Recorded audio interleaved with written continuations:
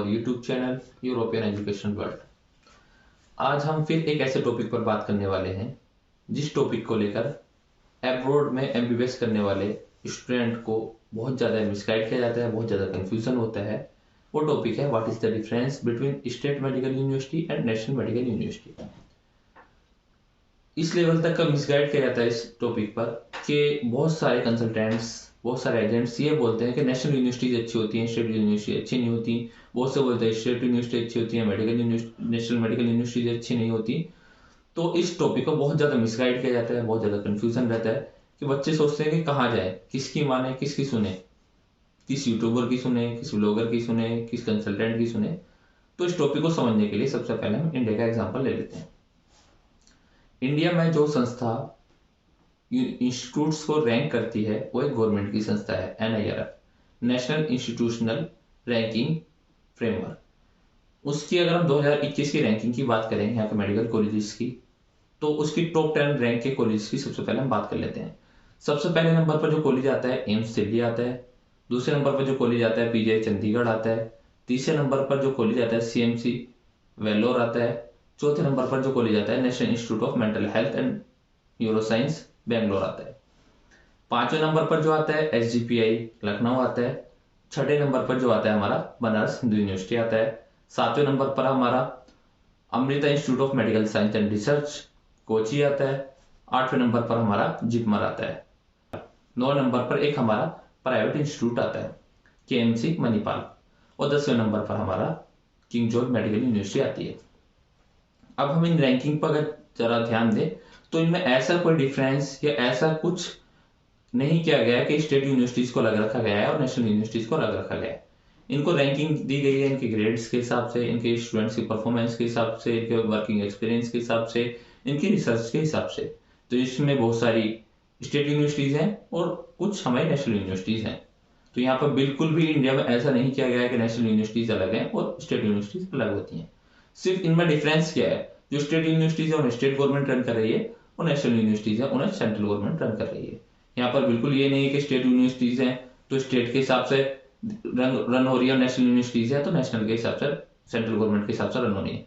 उन्हें सिर्फ रन वो कर रही है, ये सब रन होती है नेशनल मेडिकल कमीशन के हिसाब से, जो पहले MCI था, मेडिकल काउंसिल ऑफ इंडिया था, उसके रूल रेगुलेशन के हिसाब से रन हो रही है। रैंकिंग भी उन्हीं के हिसाब से दी जाती है। अब इस चीज को समझने के लिए हम अब्रॉड की बात करते हैं। अब्रॉड में हम सबसे पहले एक कंट्री के बारे में जहां सबसे ज्यादा इस चीज का खेल किया जाता है, यूक्रेन। यूक्रेन के बारे में बात कर लेते हैं। यूक्रेन में नेशनल और स्टेट मेडिकल यूनिवर्सिटी के नाम पर बहुत बच्चों को मिसगाइड किया जाता है। हम एक आर्टिकल की बात कर लेते हैं 11 नवंबर 2021 को। यहाँ की गवर्नमेंट वेबसाइट studyinUkraine.gov.ua पर एक आर्टिकल छपा कि 2004 के बाद पहली बार यूक्रेन की 8 हायर एजुकेशन इंस्टीट्यूट्स वर्ल्ड की टॉप 1300 यूनिवर्सिटियों में आई हैं। उन 8 यूनिवर्सिटीज के बारे में अगर हम बात करें तो सबसे पहले जो नाम आता है हमारा वो आता है VN कराजिन खारकिव नेशनल यूनिवर्सिटी का। दूसरे नंबर पर बात करें तो हमारा तारस शेवचेंको नेशनल यूनिवर्सिटी कीव। तीसरे नंबर पर बात करें हम नेशनल टेक्निकल यूनिवर्सिटी खारकिव। चौथे नंबर पर बात करें हम नेशनल टेक्निकल यूनिवर्सिटी कीव। और अगर 5वें नंबर की हम बात करते हैं तो यहाँ पर एक स्टेट यूनिवर्सिटी आ जाती है, सुनी स्टेट यूनिवर्सिटी।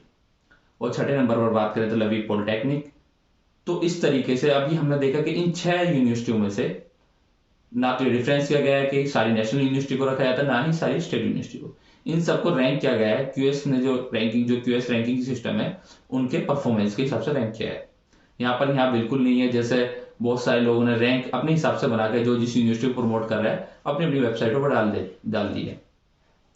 अगर आप अपने लिए कोई कॉलेज सिलेक्ट कर रहे हैं तो उसके बारे में सबसे पहले रिसर्च करें कि उसकी QS रैंकिंग क्या है, उसकी वर्ल्ड रैंकिंग क्या है, उसकी कंट्री रैंकिंग क्या है। ये सब आप एक प्रोफेशनल या ऑफिशियल वेबसाइट्स के थ्रू सबसे पहले जानें, उसके बारे में रिसर्च करें, तब अपने एडमिशन की सोचें।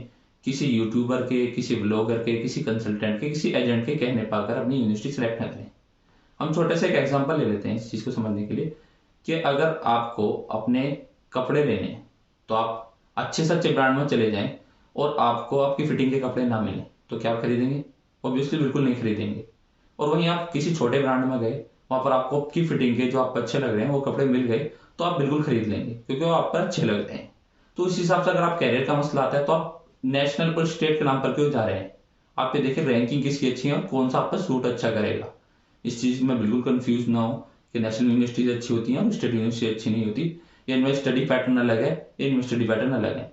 स्टडी पैटर्न की अगर बात करें, अगर हम सबसे पहले देखो मेडिकल के आप स्टूडेंट बनने वाले हो, बन गए हो, तो एक चीज आती है ह्यूमन बॉडी, उसी पर पूरा पढ़ना है हमें। तो ह्यूमन बॉडी ऐसा नहीं है कि नेशनल यूनिवर्सिटी में नेशनल यूनिवर्सिटी बड़ी है तो उसमें बड़ी होगी और स्टेट यूनिवर्सिटी तो उसमें छोटी होगी, ऐसा बिल्कुल नहीं है। ह्यूमन बॉडी है, उसमें छोटे बड़े कोई सिस्टम नहीं है। ये सिर्फ जो जिस यूनिवर्सिटी को प्रमोट करना चाहता है उसके बारे में वो कंसल्टेंट या वो एजेंट या वो यूट्यूबर उसके बारे में अच्छा अच्छा बताता है।